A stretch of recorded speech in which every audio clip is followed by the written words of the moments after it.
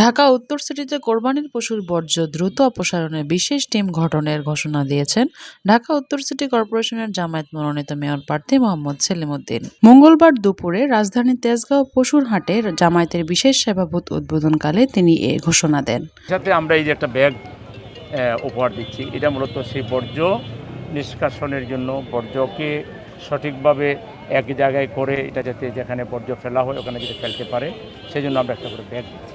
সেলিম উদ্দিন নগরবাসীর প্রতি আহ্বান জানিয়ে বলেন, কোরবানির পশুর বর্জ্য যত্রতত্র না ফেলে নির্দিষ্ট স্থানে ফেলতে হবে।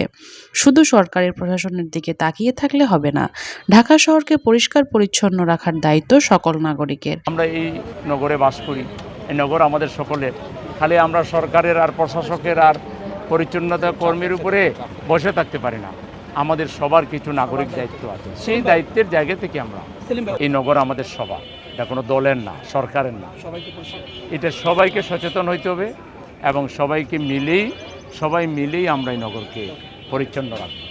তিনি বলেন, কোরবানি দেওয়া যেমন ইসলামের বিধান, তেমনি পরিচ্ছন্নতাও ঈমানের অংশ।